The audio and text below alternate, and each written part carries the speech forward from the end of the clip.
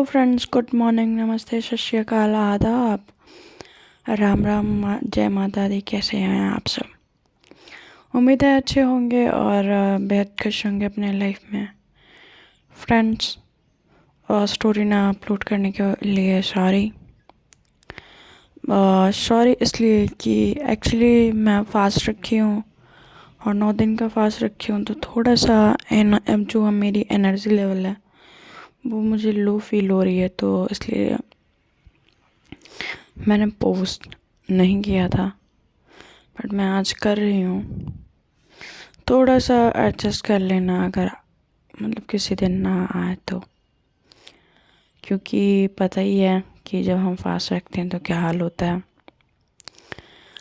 तो बस यही वजह है कि कल स्टोरी नहीं आई और इसीलिए नहीं पोस्ट किया मैंने। तो फ्रेंड्स, आगे बढ़ते हैं और बताते हैं आपको कि क्या है ये, क्या ये मोहब्बत है, क्वेश्चन मार्क, इसमें आगे क्या हुआ। तो चलिए बता देते हैं आप सबको। खैर, एक और चीज़ पूछनी थी कि क्या स्टोरी पसंद नहीं आ रही यार, ये क्या चल रहा है। 2-3 लोग सब्सक्राइब करते हैं, फिर 2-3 लोग अनसब्सक्राइब कर देते हैं यार। जिनको करना है करें, जिनको नहीं करना है वो ना करें। चलिए ठीक है, आई थिंक आप सबको नहीं पसंद आ रहा है तो बता दीजिए। मैं आज एक क्वेश्चन मार्क बुक पोस्ट करूँगी, उसमें जिसको भी जो कमेंट लिखना होगा वो लिख सकता है, या ठीक है जो भी है। प्लीज़ शेयर, सब्सक्राइब, और 100 ही सब्सक्राइबर और मेरे 1K के लिए ज़रूरत है, तो प्लीज़ सपोर्ट मी। चलिए प्रीवियस पार्ट चलते हैं, देखते हैं। ये तो हो गया।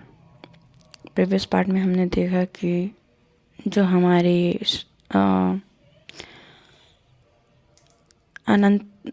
अनंतिका नहीं, सॉरी अव्यांशी जो है, रैना और अपनी मीटिंग में बिजी हो जाती हैं और उनको पता चलता है स्नेहा के बारे में कि ऐसा सा उसके साथ मतलब परेशान कोई कर रहा है उसको। और जो हमारी रैना है वो ऑफिस से गई हैं, फिर मिलके उनके घर वालों से चली आई हैं। इधर हमारी थोड़ी सी अव्यांशी सीरियस होती हैं, तो देन रैना को बुलाती हैं ऑफिस में और उनसे माफ़ी मांगने की कोशिश करती हैं। देन अब आगे तो उनको अपने केबिन में बुलाती हैं और केबिन में बुला के वो जो केबिन में उनके साइड कांच लगा होता है उधर वो फेस करके हमारी रैना से वो माफ़ी मांगने की बात कहती हैं कि प्लीज़ रैना मान जाओ। अब कितना क्या क्या करना है बता दो तुम एक बार में, ये रोज़ रोज़ का मुझसे नहीं बर्दाश्त हो रहा। मुझे नहीं पता कैसे मनाऊँ मैं तुम्हें, क्या करूँगी तुम मान जाओगी, नहीं समझ आ रहा, प्लीज़। और वो धीरे धीरे आती हैं और उनकी आंखें भरी होती हैं। यूँ कह ले वो बहुत ज़्यादा इमोशनल हो चुकी होती है, इमोशनली वीक हो चुकी होती है। उनके सामने वो घुटनों पे पड़ जाती हैं और हाथों को जोड़ लेती हैं और आँखों में नमी, आवाज़ में इतना दर्द, और उनको कहती हैं आई एम सॉरी, मुझसे जो भी गलती हुई मैंने जानबूझ के नहीं किया। वो सिचुएशन, वो कंडीशन ही अलग थे जिसमें मैंने उसके अकॉर्डिंग सोचा। क्या कभी तुमने ये नहीं सोचा मेरी जगह पे खुद को रख के, सॉरी, कभी खुद को मेरी जगह पे रख के नहीं सोचा कि ये सिर्फ चीज़ कि अगर तुम मेरी जगह पे होती तो क्या करती। नहीं सोचा ना। मैं तुम्हारे हाथ जोड़ के बैठी हुई हूँ। मैं मैं अब इन सब चीज़ों से तंग आ गई हूँ। ये सब चीज़ें मुझे अब सुकून नहीं, अब परेशानी दे रही है। पहले तो लगता था कि नहीं, आज नहीं तो कल मान जाओगी, बट अब लग रहा है कि शायद कहीं ना कहीं मेरे मुझसे कुछ कमी रह जा रही है। तुमको मैं जितना मनाना चाहती हूँ तुम मुझसे उतना दूर चली जाती हो। क्यों, मुझे ये भी नहीं समझ आ रहा। मैं कैसे समझाऊँ, मुझे ये भी नहीं समझ आ रहा। और ये सब हमारी रहना बड़े प्यार और बड़े ध्यान के साथ सुन रही होती हैं, और उनके आँख से आंसू जैसे निकलने वाले होते हैं। तो ऐसा नहीं होता कि हमारी रहना बस उनके आँख में आंसू भरे नहीं होते हैं, और उनको यूं घुटने पे बैठ के देखना उनको भी अच्छा नहीं लगता। हमारी अव्यांशी कहती हैं कि रहना, तुम्हें पता नहीं है कि तुम्हारे बिना घर वो कितना सूना लगता है। मुझे नहीं लगता अच्छा वहाँ पे। घर वाले हैं, रिस्पॉन्सिबिलिटी है, इसलिए मुझे घर जाना पड़ता है। बट मेरे लिए कौन सोचता है वहाँ पे। दादी है, माँ है, भैया है, मगर आज सबकी ज़रूरत तुम हो। तुम्हारे वजह से मेरे घर वालों के चेहरे पे मुस्कान आती है। तुम्हारी वजह से मेरे चेहरे पे मुस्कान आती है। तुम मुझे खुश और मेरे फैमिली को खुश रखने की इकलौती वजह हो, और तुम मेरी ज़िंदगी से चले जाओ। ये दुनिया की सबसे बड़ी वाली मेरी गलती होगी। कभी खुद को माफ़ नहीं कर पाऊँगी। मैंने आज तक किसी के सामने अपना सर नहीं झुकाया, बट मैं तुम्हारे सामने झुकाने के लिए तैयार हूँ, क्योंकि मुझे पता है कि मैं सही इंसान के सामने सर झुका रही हूँ। क्या मेरी एक छोटी सी गलती तुम्हारे दिल को इतना ठेस पहुँचा चुकी है कि मेरा इतना तुमसे माफ़ी मांगना भी कम नहीं पड़ रहा।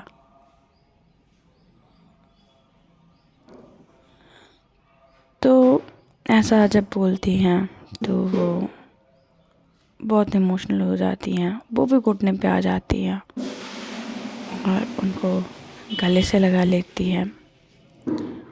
एक लंबी खामोशी एक दूसरे के बीच। उस कैबिन में कोई नहीं, वो दोनों घुटनों पे, और दोनों ही घुटनों पे बैठ के एक दूसरे को गले लगाए हुए होते हैं। गले तो लगा लेते हैं और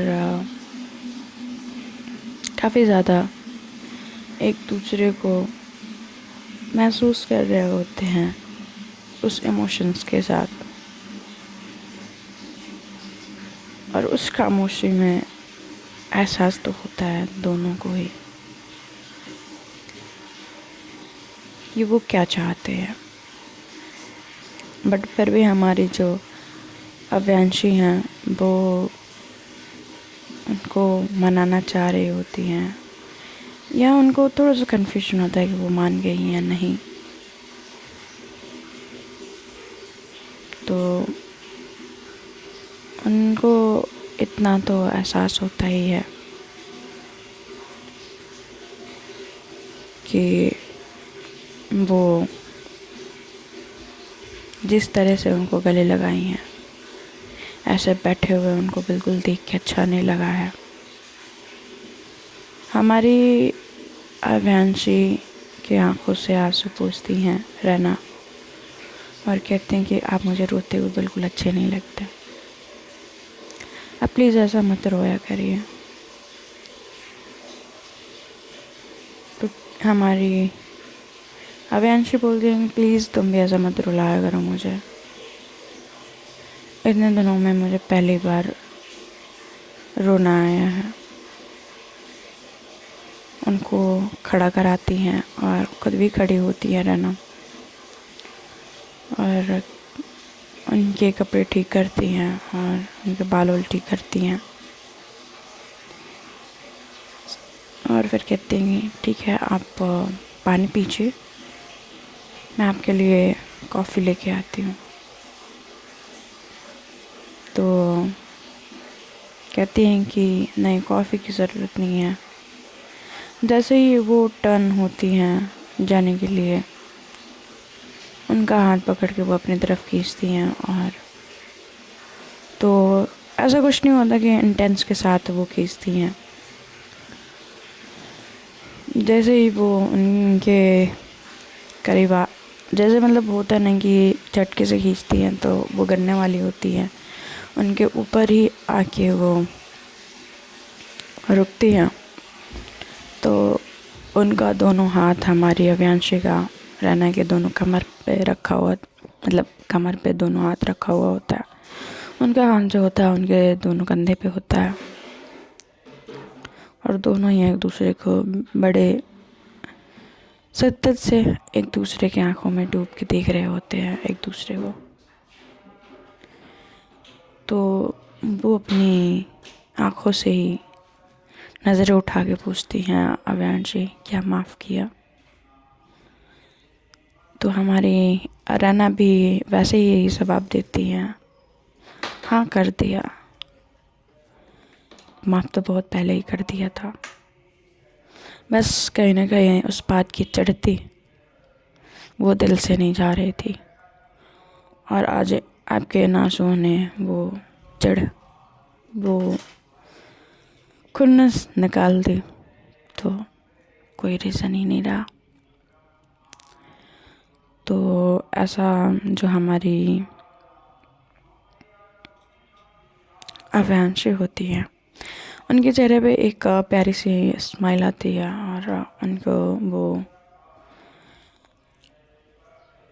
किस करना चाह रही होती हैं, बट हमारी रैना उनको रोक देती हैं और कहती कि मैं कॉफ़ी लेके आती हूँ। बट यूँ उनका रोकना तो थोड़ा सा हमारी अव्यांशी को अटपटा लगता। तो कहती क्या मतलब माफ़ कर दिया, और ऐसे समझ नहीं आया, शब्दों को समझ नहीं पाई मैं, बट जो भी है वो मान गई, काफ़ी है। ऐसे ही दिन काम में गुज़रता है और वो कॉफ़ी ला के देती है, और धीरे धीरे वक्त गुज़रने लगता है, शाम ढलने लगती है, और शाम ढलते ढलते रात भी हो जाती है। इधर स्नेहा के बारे में सारा इन्फॉर्मेशन वो निकलवा लेती हैं, मतलब जो जय होता है उसके बारे में। और देन वो थोड़ा सा डीप और गहरी सोच में जाती हैं और कहती हैं कि जय, तूने ये अच्छा नहीं किया स्नेहा के साथ, मैं तुझे कहीं का नहीं छोड़ूंगी, ऐसा बोलती हैं। और फ़ोन लगाती हैं। फ़ोन लगाने के बाद कहती हैं कि पक्का ये काम हो जाएगा ना, काम होने के बाद मुझे फ़ोन लगाइए, आपकी चीज़ आप तक पहुंच जाएगी, ऐसा बोलती हैं और फ़ोन रख देती हैं। तब तक हमारी रैना उनके कैबिन में नॉक करती हैं और एंटर होती है। तो कहती हैं कि मेरी जान, तुम्हें कब से परमिशन की कोई ज़रूरत नहीं है, तुम आ जाया करो, बोलो। तो कहती हैं कि आप किससे बात कर रहे थे? तो कहती हैं कि कुछ नहीं, बस जस्ट यूँ ही। तो बताओ क्या काम था? तो कह रही हैं कि मैं घर निकल रही हूँ और यही बोलने के लिए, क्योंकि काफ़ी ज़्यादा टाइम हो गया है।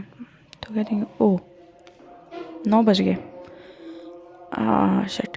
तो कहती हैं कि हाँ 9 बज गए हैं, तो आप भी घर चाहिए, मैं भी घर जा रही हूँ। तो कहती हैं कि रहना? तो कहती है हाँ। तो क्या मैं तुम्हें घर छोड़ दूँ? तो कहते हैं कि हाँ बिल्कुल, चलिए। तो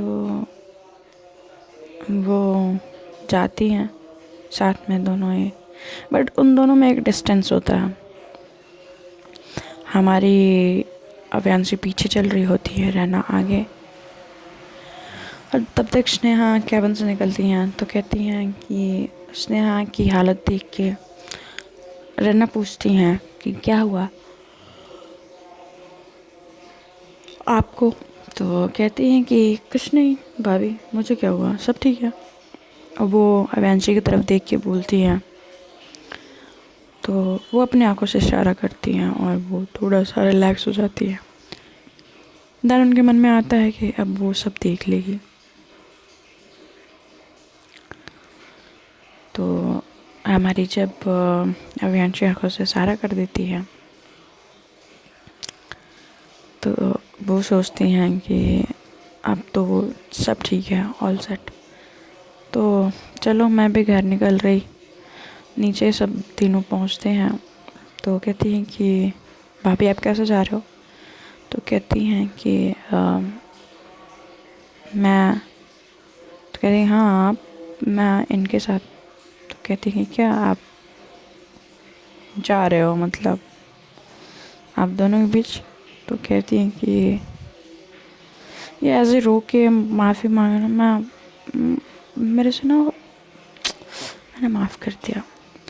तो ऐसा बोलती हैं धीरे से।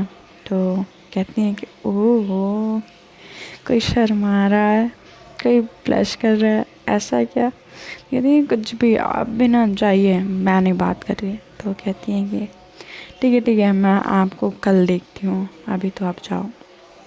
दोनों ही, मतलब तीनों ही जो स्नेहा होती है वो अपनी गाड़ी में बैठती है और वो चली जाती है। और इधर हमारी जो हव्यांशी होती हैं उनके लिए कार की गेट खोलती हैं और उनको बैठाती हैं अच्छे से और ड्राइवर को बोलती है कि आज गाड़ी मैं लेके जाऊंगी और तुम दूसरी गाड़ी लेके आ जाना जो रैना मैडम का है। तो कहते हैं कि ठीक है मैम। वो लेके चली जाती है गाड़ी और रास्ते पे गाड़ी दौड़ सी रही होती है और दोनों में एक गहरी खामोशी होती है। उस खामोशी को तोड़ते हुए रैना बोलती है कि आज स्नेहा कुछ परेशान सी लग रही थी ना। तो कहती हैं कि परेशान कैसे। तो कहते हैं कि नहीं, मुझे लगा, ऐसा फील हुआ कि परेशान सी है। तो कहती हैं कि नहीं ऐसा कुछ नहीं है, डोंट वरी। और उसको क्या परेशानी हो सकती है। नहीं बट मुझे लगा। तो कहती हैं कि कुछ नहीं, ज़्यादा सोच रही हो, ऐसा कुछ नहीं हुआ है। और एक प्यारा सा वो गाना चलाती हैं। तो वो गाना होता है कि कुछ ऐसा कि करनी थी जो दिल की बात, लो मैं आज कहती हूँ आई लव यू। तो वो सुन के हमारी रना जो होती हैं, जो अवेंजर की तरफ देख रही होती हैं, अब वो खिड़की से बाहर देखने लगती हैं और थोड़ा सा उनके फेस पर स्माइल होता है और वो गाना एंजॉय कर रहे होते हैं दोनों ही। और धीरे धीरे वो घर के पास पहुंच जाते हैं रना के और गाड़ी घर के पास रोकती हैं अव्यांशी और कहते हैं कि रना घर आ गया। तो रना उतरने वाली होती हैं, मतलब तो फिर हमारी अव्यांशी पूछती हैं कि रना मैं ये चाह रही थी कि क्या तुम आज हमारे घर पे रुकोगी क्या। तो ये जब शब्द बोलती हैं हमारी अव्यांशी तो रना थोड़ा सा इंटेंस लुक देती है और फिर कहते कि मैं माँ को क्या बोलूँगी। तो कहती हैं कि कुछ भी बोल देना ना प्लीज़। तो कहते हैं ठीक है। फिर वो खुश होके दोनों ही गाड़ी में बैठते हैं और हमारी अवैंशी वो खुशी जाहिर करने के लिए गाड़ी को स्पीड में भगाती हैं और बड़े चिल्लाते हुए बोलती है, ओए मेरी बीवी मान गई, ओए मेरी बीवी मान गई, चिल्लाते हुए रहते हैं, क्या कर रहे हो, पागल हो क्या? तो क्या है, नहीं नहीं मैं पागल नहीं हूँ, आप पागल हो रही हो। तो कहती हैं कि हाँ मुझे दिख रहा है आप पागल हो रहे हो। तो कहती हैं कि थैंक यू। वो स्टेयरिंग छोड़ के उनको गले लगाने वाली होती हैं, कहती स्टेयरिंग दोनों ही जाएंगे, देखो पहले इसको। तो कहती हाँ हाँ मैं उसको देख रही हूँ। थोड़ा सा वो अपना नेचर जो होता है स्ट्रिक्ट, खड़ूस सड़ियल अड़ियल वाला छोड़ के वो आज बच्चों की तरह बिहेव कर रही होती हैं। थोड़ा सा जो उनका बचपना होता है वो आज रैना को दिख रहा होता है। उनको खुशी होती है कि अवियांशी धीरे धीरे थोड़ा थोड़ा कहीं ना कहीं बदल रही हैं।